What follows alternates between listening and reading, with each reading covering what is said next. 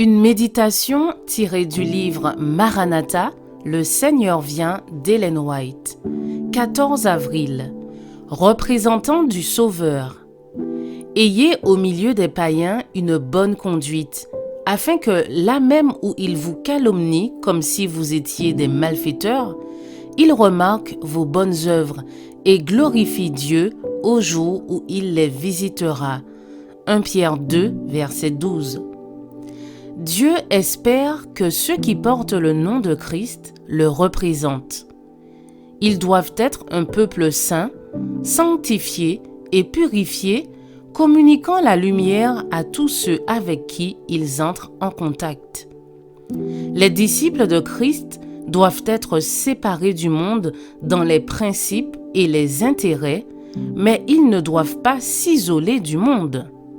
Le Sauveur était en relation constante avec les hommes, non pour les encourager en quoi que ce soit qui ne soit pas en accord avec la volonté de Dieu, mais pour les élever, les ennoblir.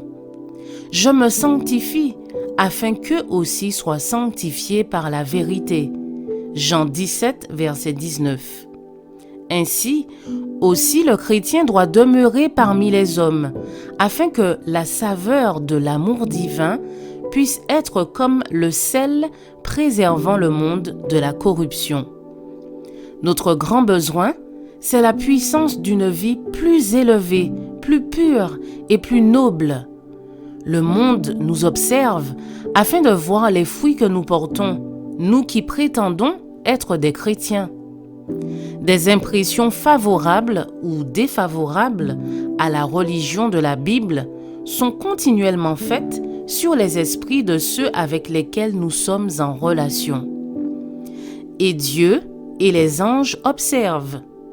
Ils désirent que ces enfants montrent dans leur vie l'avantage que le chrétien a sur le monde, qu'ils démontrent qu'il travaille à un niveau élevé et saint.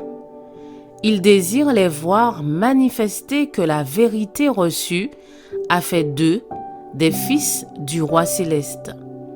Ils désirent faire d'eux des moyens par lesquels ils puissent déverser son amour miséricordieux et sans limite. Le Christ désire intensément voir son image réfléchie dans son Église.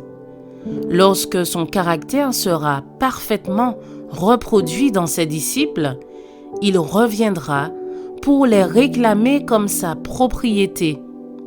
Le privilège de chaque chrétien n'est pas seulement d'attendre le retour du Sauveur, mais de le hâter. Si tous ceux qui se disent chrétiens portent du fruit à la gloire de Dieu, avec quelle rapidité le monde entier serait ensemencé de l'Évangile. Bientôt, la grande moisson finale serait mûre et le Christ reviendrait pour recueillir le précieux grain. Je vous souhaite une excellente journée. Que Dieu vous bénisse.